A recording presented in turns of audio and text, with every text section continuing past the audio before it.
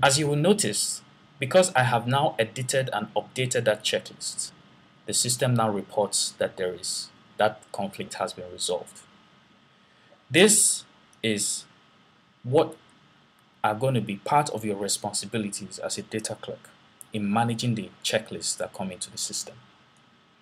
Now, before I conclude this section, I'll take some time to explain the filter options that are available here. This is going to comprise of one of your most useful tools in carrying out of your duties as a data clerk. As has been explained in previous sections, you can filter all the checklists that you have on this interface based on the PSC ID, the day of submission, the sample zone state, and the different SMS statuses. So I give a hypothetical situation. What if I am looking for all the checklists that are coming from Benue State? And in this case, I'm looking for checklists that have the first SMS complete and the second SMS partially submitted. To achieve that, what I go ahead to do is I specify the state by clicking on the state drop-down and selecting the state that I am looking for. Next, I'll select the status I want for the first SMS. And like I explained previously, I want to retrieve all checklists that have the first SMS as being complete. I'll click on that drop-down and I'll select the status. For the second SMS, I'm looking for only checklists that have second SMS as being partially completed.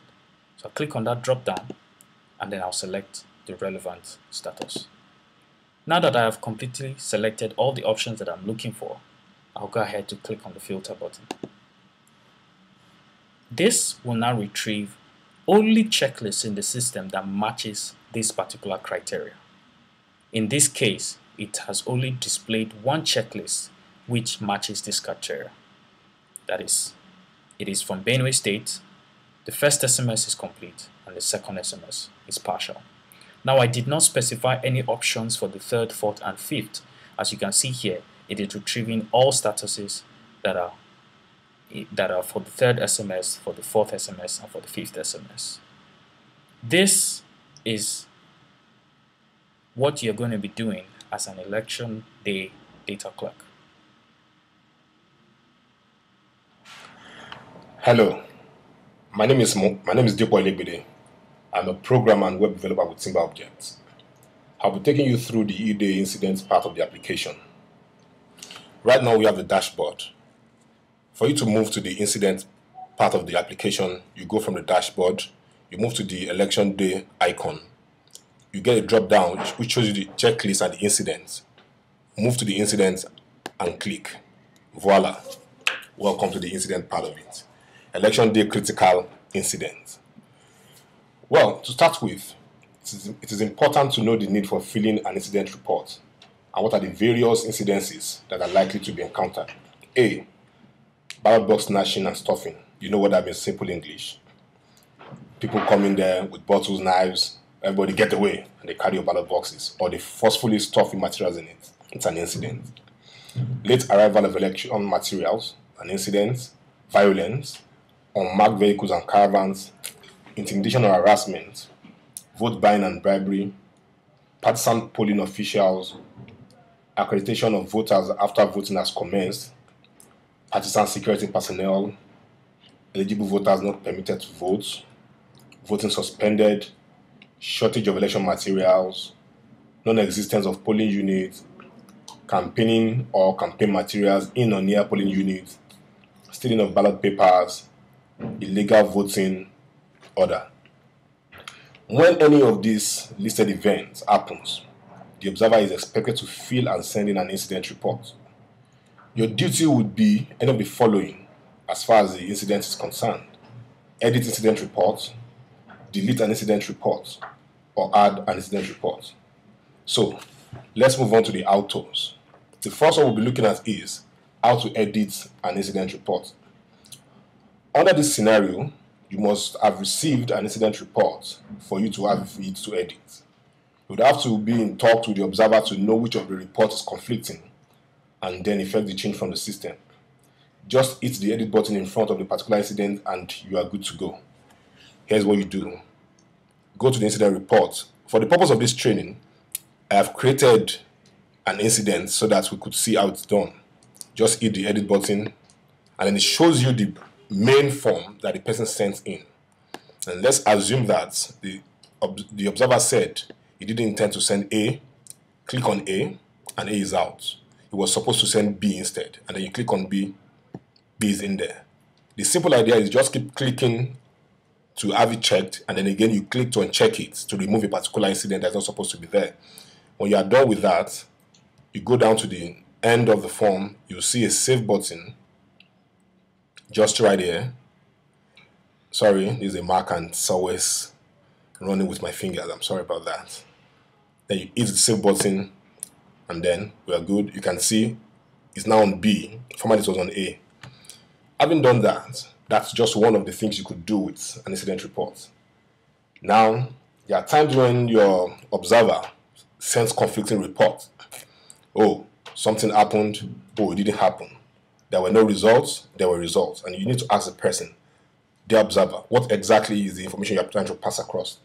Under this scenario, you have to call in the observer again. And just like you did with the edit button, you hit the delete button if you have any reason to delete any parts of the incident report. So I'm going to assume that you have called the observer and he said he didn't intend to send in the incident report.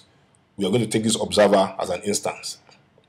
Just hit the delete button, and then it's going to ask you, are you sure you want to delete this incident?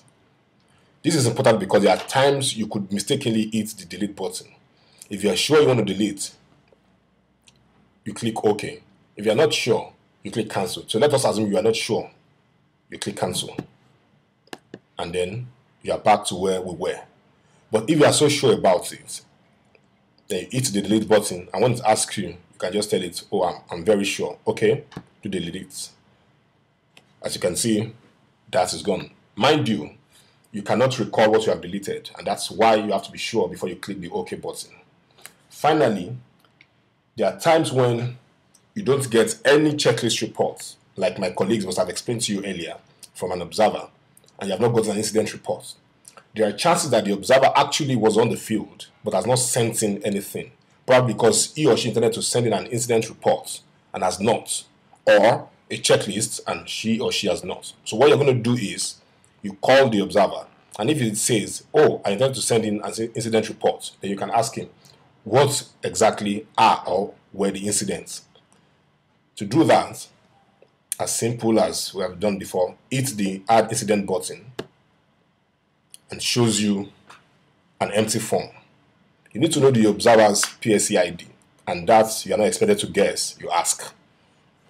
My PSC ID, whatever it is on the drop down list. So whatever it is, just go down, and because of this training, I'm going to choose, I like 7, so I'm choosing 167001. Good. And the date is, I said I like 7. Let me choose 7 again. So you now begin to ask which of the incidents. It could be A, B, C, D, E, F, G, H, whichever, but G is 7, so I'm going to actually choose G. Partisan polling officials. That's not unlikely. Then let me choose one more. Voting suspended. That's also likely, so I'll choose that as well. Because I'm afraid these elections will be so serious, I think I should just guess that violence would be another part of it. So I'm choosing violence. So you've chosen 3, and I'll just go straight down like you would also be expected to do. I'll go straight down to the end of the list, and then I'll click save. When I save, it's here, 167001. I chose C, G, and M, and the process is just round and round. You can choose to edit, delete, and add. Yeah, there's another thing you should be able to do with this application, and it would interest you. Like, you really don't have to bother yourself with everything happening in Nigeria, really. You have your own particular concern. Probably you're looking for a particular day or a zone a state or a district, and anything. You don't have to say everything must be on your head. This application is straightforward. For instance, I came from Lagos, and I seem to have a bias, so I'm going to let you see what's happening in Lagos. So we scroll down to Lagos, and you click Lagos, and you filter. Wow. No reports from Lagos. And what that tells you is that everything is fine in Lagos, Abby, because, I mean, nobody's reporting any incident from Lagos. But that might not be true. Probably at the time you were filtering, nothing has happened in Lagos yet. Having said that, let me take you over once again. You can edit, you can add, you can delete, you can filter, anything. What is important is that you know exactly what you're doing. Always be in touch with the observer, and then everything will be fine with you. These are the basic things you can do with the incident report. I hope this will go a very long way to help you do your job very well, and I also wish you the very best at your job. Remember, it's all for the love of this country. Do your best. God bless Nigeria.